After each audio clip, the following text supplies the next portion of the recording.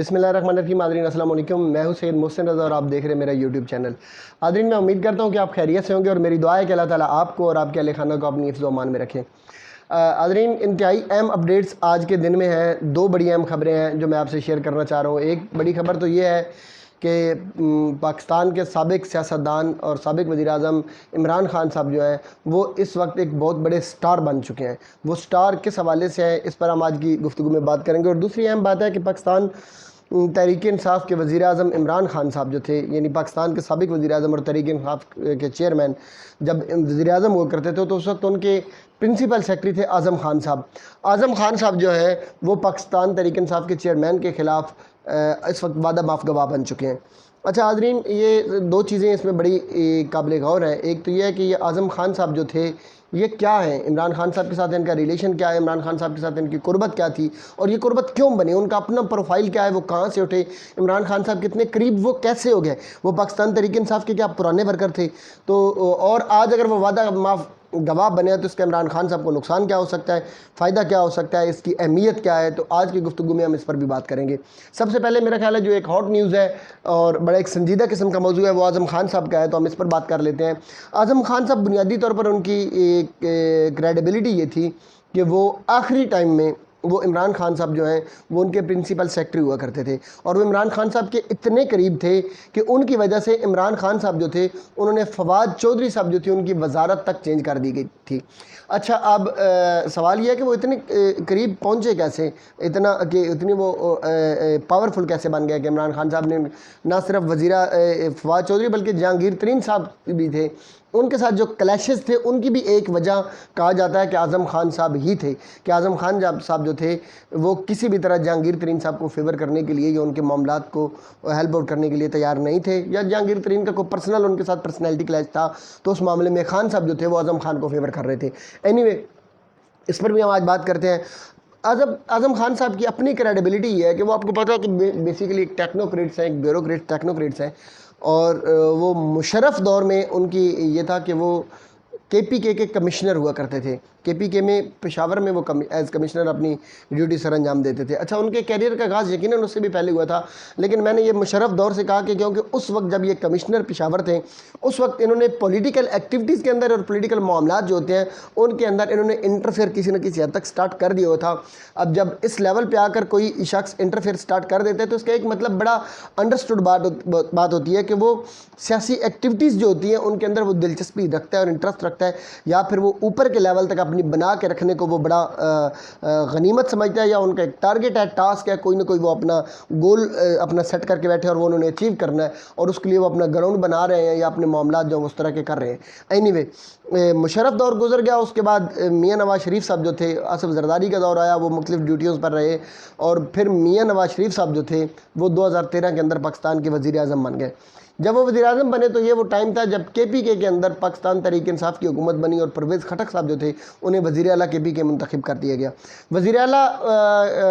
KPK جو پرویز خٹک صاحب تھے یہ بنیادی طور پر بڑے من مانیاں کرنے والے شخص ہیں، یعنی یہ کسی کی سنتے نہیں ہیں، کسی کی مانتے نہیں ہیں، پھر ان کے اپنے معاملات بھی ہوتے تھے، انہوں نے اپنے کام بھی نکلوانے ہوتے تھے، تو ان کے لیے بڑے معاملات جو ہے وہ کوئی بھی اگر آفیسر یا کوئی اس طرح کے جو لوگ تھے جو ان کے راستے میں رکاوٹ بنتے تھے تو پرویز خٹک صاحب جو تھے وہ انہیں سخت ناپسند کیا کرتے تھے۔ یہ ان کی ایک روٹین تھی، اسی کی وجہ سے ان کے معاملات خان صاحب کے ساتھ کو تھوڑے خراب بھی رہے جب وہ KPK کے وزیر اعلیٰ ہوا کرتے تھے۔ اینی وے وزیر اعلیٰ پرویز خٹک صاحب کے زمانے میں اعظم خان صاحب جو تھے وہ چیف سیکرٹری KPK ہوا کرتے تھے۔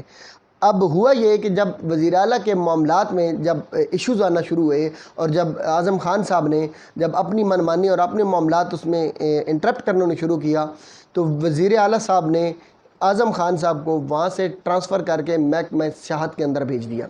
اور یہ سیکرٹری محکمہ سیاحت جو تھے ان کے اندر ان کی ذمہ داریاں انہیں سونپ دی گئیں۔ گو کہ یہ بھی ذمہ داری KPK کے اندر تھی لیکن ان کے زیادہ معاملات جو سوات اور اس معاملے میں ہی وہ بزی اور مصروف رہے۔ اچھا اب ہوا یہ تھا، اب حکومت کا ایک ہوتا ہے معاملہ کھڈے لائن لگانا، یعنی کھڈے لائن کا مطلب یہ ہوتا ہے کہ آپ کسی آفیسر کو اٹھائیں اور کسی ایسی جگہ پر بھیج دیں جہاں پہ نہ تو وسائل ہوں اور نہ اختیارات ہوں۔ تو بنیادی طور پر کے پی کے وزیر اعلیٰ جو پرویز خٹک صاحب تھے، انہوں نے اعظم خان صاحب کو اپنے زمانے میں کھڈے لائن لگا دیا تھا، اب اس وقت تک یہ گمنام ہو چکے تھے۔ اسی دوران ان کا ایک ٹرانسفر سوات میں بھی ہوا، پھر ایک ٹرانسفر ان کا فاٹا میں بھی ہوا، پھر فاٹا سے ان کا دوبارہ جو سیاحت کا ڈپارٹمنٹ تھا وہ واپس آئے کے پی کے بطور سیکٹری سیاحت وہ واپس آ گئے تھے۔ اس زمانے میں انہوں نے یہ کیا کہ نتھیا گلی کے اندر انہوں نے ایک پروجیکٹ لانچ کیا اور اس پروجیکٹ میں انہوں نے کافی اچھی سروسز دیں اور وہ بڑے معاملات ان کے بڑے زبردست قسم کے رہے اور نتھیا گلی کے انہوں نے ڈیولپمنٹ کے اندر بڑا کام کیا۔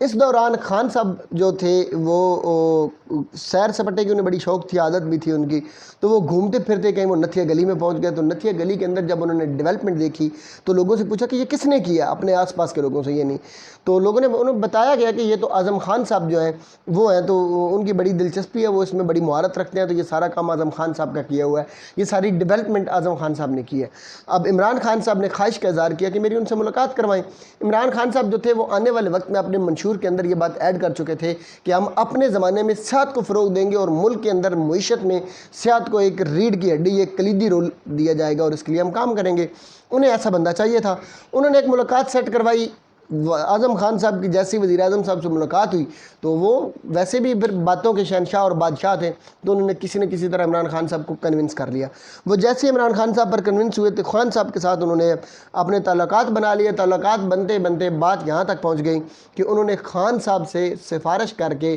کہ اگر آپ میری سروسز لینا چاہتے ہیں اور آپ مجھ سے فائدہ اٹھانا چاہتے ہیں تو مجھے کے پی کے اندر آپ چیف سیکرٹری کی ذمہ داری دے دیں۔ چیف سیکرٹری کے اندر چونکہ وزیر اعلیٰ صاحب نہیں مان رہے تھے، اس لیے پھر انہیں ایڈیشنل چیف سیکرٹری کی عہدہ جو تھا یا ذمہ داری جو تھی وہ تفویض کر دی گئی۔ اچھا، جیسے ہی اعظم خان صاحب کو یہ ذمہ داری ملی تو انہوں نے بڑی محنت اور لگن کے ساتھ اپنا کام شروع کر دیا اور وزیر اعظم صاحب جو تھے وہ ان کی قربت بھی وزیر اعظم کی میں بات کروں، خان صاحب کے ساتھ ان کی قربتیں بڑھتی چلی گئیں۔ اب معاملہ ایک یہاں تک پہنچ گیا کہ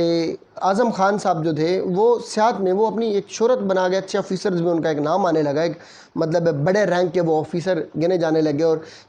کے پی کے اندر چونکہ وہ بڑی لازوال قسم کی وہ کوششیں کر رہے تھے تو ایسی کاوشوں کے نتیجے میں ان پر نظر پڑ گئی وزیر اعظم صاحب کی، یعنی وزیر اعظم اس ٹائم میاں نواز شریف صاحب تھے۔ فواد حسن فواد صاحب جو تھے وہ پرنسپل سیکرٹری ہوا کرتے تھے نواز شریف صاحب کے، جب نواز شریف صاحب وزیر اعظم تھے تو فواد حسن فواد نے اعظم خان کا انٹروڈکشن کروا دیا وزیر اعظم کے ساتھ۔ وزیر اعظم نے جب اعظم خان صاحب کے بارے میں سنا تو انہوں نے کہا میری ایک ملاقات کروا دیں۔ ملاقات لاہور کے اندر سیٹ ہوئی اور اس ملاقات کے اندر اعظم خان صاحب کو وزیر اعظم نواز شریف نے سی ڈی اے کے چیئرمین کا عہدہ جو تھا وہ آفر کر دیا۔ انہیں جیسے یہ عہدہ آفر کیا گیا وہ فوراً ایگری کر کے انہوں نے کہا جی میں ٹھیک ہے یہ ذمہ داری لینے کے لیے تیار ہوں، کیونکہ ایڈیشنل سیکرٹری جو تھے اس سے تو بہتر تھا کہ وہ پھر سی ڈی اے کے چیئرمین بن جاتے۔ انہیں جیسے یہ آفر کروائی گئی، اب اس سے ایک چیز کا اندازہ ہو سکتا ہے کہ آپ کو یہ پتہ چل سکتا ہے کہ پولیٹیکلی اپنے مفاد کے لیے، اپنی مفادات کے حصول کے لیے اعظم خان صاحب جو تھے وہ کس لیول تک کی جو کمٹمنٹ تھی یا کس لیول تک کی جو ایگریمنٹس تھے وہ کرنے کے لیے تیار ہو چکے تھے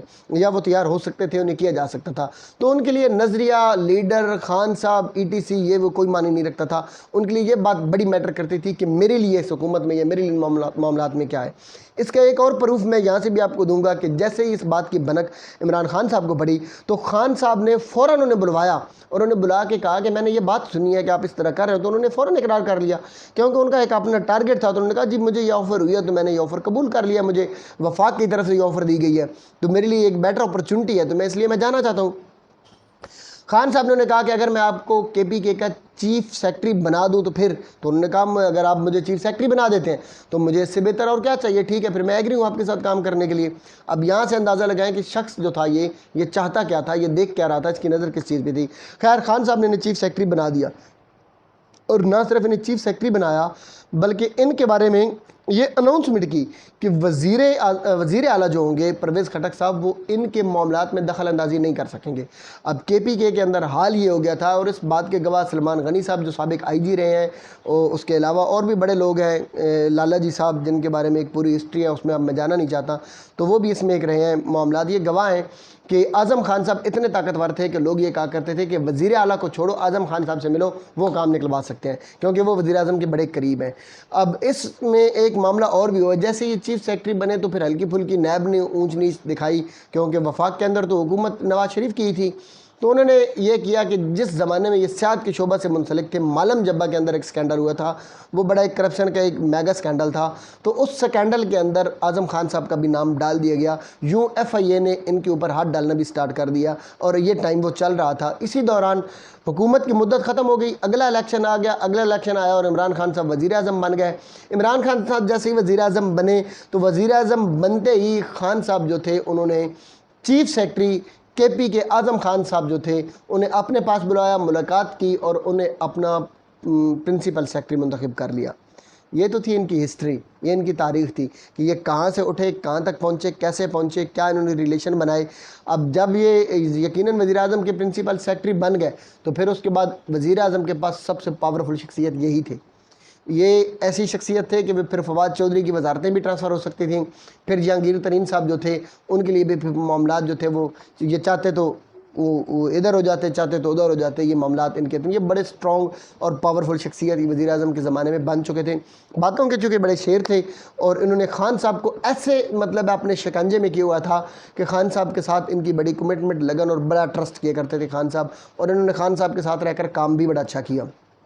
اینی وے اس زمانے میں اسٹیبلشمنٹ بھی ان کے تھوڑے اینٹی ہوگی، اسٹیبلشمنٹ کے ساتھ بھی ان کے معاملات کچھ خراب ہوئے، وہ ایک الگ ہسٹری ہے۔ وہ جو بھی معاملہ ہے پھر دوران ان کی پرنسپل سیکرٹری جو تھے، جب اسی سروس کے دوران یا اسی ذمہ داری کے دوران حکومت کے خلاف اپوزیشن نے عدم اعتماد تحریک پیش کی، اور اس عدم اعتماد کے اندر وزیر اعظم صاحب جو تھے ان کی حکومت یا پی ٹی آئی کی حکومت جو تھی وہ ختم ہو گئی۔ وہ جیسی حکومت ختم ہوئی تو اس کے بعد ایف آئی اے کا جو کیس مالم جبہ والا کیس تھا وہ ذرا سپیڈ اپ ہو گیا، اور یہ معاملات جس طرح آپ کو پتہ ہے چلتے رہے۔ اس میں وہ یہ تھا کہ ایک سائفر کا کیس تھا، اور سائفر کا آپ کو پتہ ہے کہ اس میں عمران خان صاحب نے کہا تھا کہ میری حکومت جو ہے اسے ختم کرنے کے لیے امریکہ نے رول پلے کیا ہے۔ اب آج اعظم خان صاحب جو تھے، اب میں چونکہ بات ختم کرنا چاہ رہا تھا اس لیے میں ادھر آیا کہ اعظم خان صاحب جو تھے انہوں نے آج عمران خان صاحب کے خلاف وعدہ معاف گواہ بننے کا اعلان کر دیا ہے، اور انہوں نے کہا ہے کہ سائفر جھوٹ کا پلندہ تھا، کسی قسم کی کوئی ان کی حکومت کے خلاف سازش نہیں کی گئی تھی، کہیں پہ امریکہ انوالو نہیں تھا، بلکہ خان صاحب کو میں نے منع کیا تھا،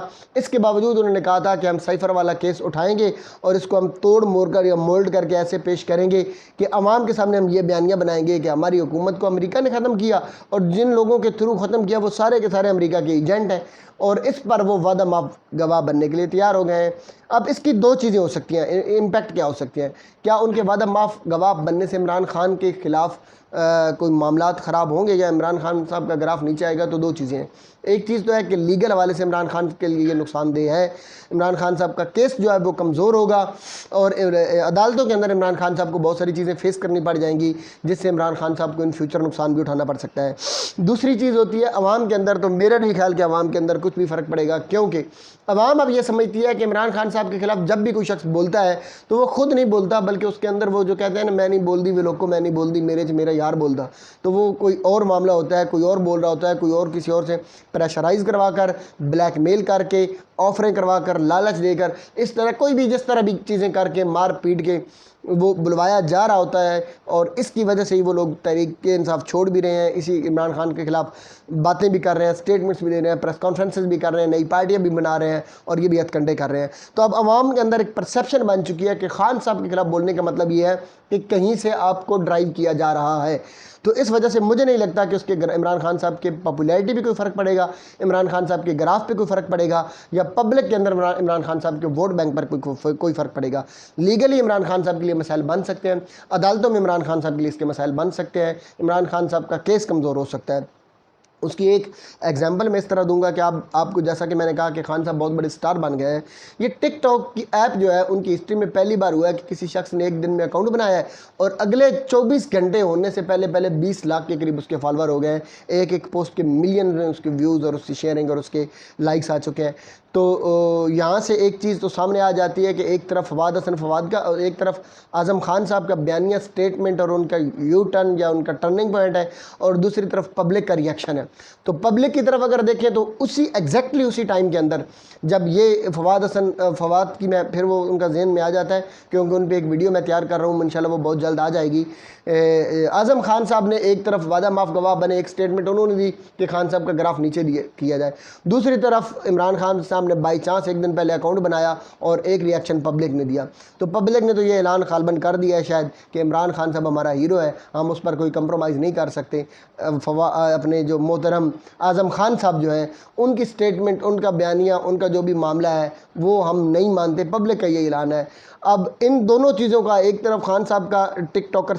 ٹاکر بننے سے یا ٹک ٹاک سٹار بننے کے بعد عمران خان صاحب پبلک میں پینیٹریٹ مزید کریں گے، اپنے گراف کو مزید اوپر لے جا سکیں گے یا نہیں لے جا سکیں گے، اور دوسری طرف محترم اعظم خان صاحب کا جو سٹیٹمنٹ ہے یا ان کا جو وعدہ معاف گواہ بننا ہے وہ عمران خان صاحب کے گراف کو نیچے لے کے آئے گا، پبلک کے اندر ان کو ڈی ویلیو کر سکے گا، یا عمران خان صاحب کی پاپولیرٹی کو متاثر کر سکے گا یا نہیں کر سکے گا۔ اس وقت یہ ساری باتیں کرنا قبل از وقت ہے، ایک تجزیہ دیا جا سکتا ہے جو میں نے دے دیا۔ آنے والے وقت میں کیا ہوگا، میں بھی ادھر آپ بھی ادھر، پنجابی میں کہتے ہیں اے گوت یا گود میدان۔ انشاءاللہ بہت جلد الیکشن اناؤنس ہو چکے ہیں، آنے والے وقت میں ساری باتیں سامنے آ جائیں گی۔ تب تک آپ بھی اپنا خیال رکھیے گا، آج کل خیال رکھنا بہت ضروری ہو گیا ہے، آپ بھی اپنا خیال رکھیے گا، دعاؤں میں یاد رکھیے گا۔ اللہ تعالیٰ میرا، آپ کا اور ہم سب کا حامی و ناصر ہو۔ والسلام۔